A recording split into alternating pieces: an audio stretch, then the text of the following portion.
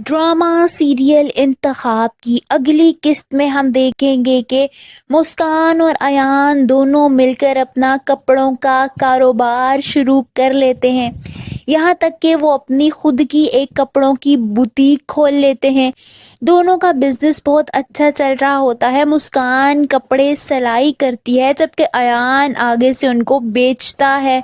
वो दोनों एक दूसरे के साथ मिलकर मेहनत कर रहे होते हैं। जब मुस्कान अयान से कहती है कि बिजनेस में तो नफ़ा नुकसान होता ही है, अगर बिजनेस में रिस्क ना लें तो क्या फ़ायदा, यानी वो उसे काफ़ी ज़्यादा मोटिवेट करती है। वो दोनों एक दूसरे की बातें मानकर चल रहे होते हैं और अब उनके हालात ठीक हो रहे होते हैं। वहीं अगर हम दूसरी तरफ देखें तो ज़ारून और मोहनी के घर के हालात अब आहिस्ता आहिस्ता ख़राब होने लगते हैं। उनका बिजनेस डूबने लगता है। यहाँ तक कि ज़ारून मोहनी के पास आता है। उसने जो गाड़ी उसको गिफ्ट दी होती है वो अब उससे वापस लेने लगता है और कहता है कि मैं इस गाड़ी को बेचना चाहता हूँ क्योंकि बिजनेस में काफ़ी नुकसान हुआ है।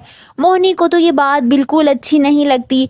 वो उसे कहती है कि अभी तुम गाड़ी ले रहे हो, कल को तुम मेरे पास मेरी ज्वेलरी लेने आ जाओगे, मुझे सब समझ आ रहा है।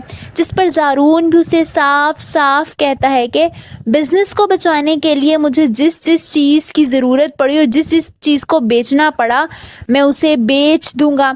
ये सुनकर मोहनी का और मुंह बन जाता है क्योंकि वो किसी कीमत भी अपनी चीज़ें बेचना नहीं चाहती जो उसने इतनी मुश्किल से हासिल की होती हैं।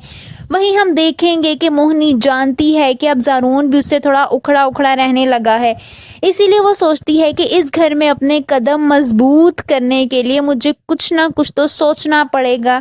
यानी अब उसके दिमाग में एक नई चाल चल रही होती है कि अब उसने आगे क्या करना है।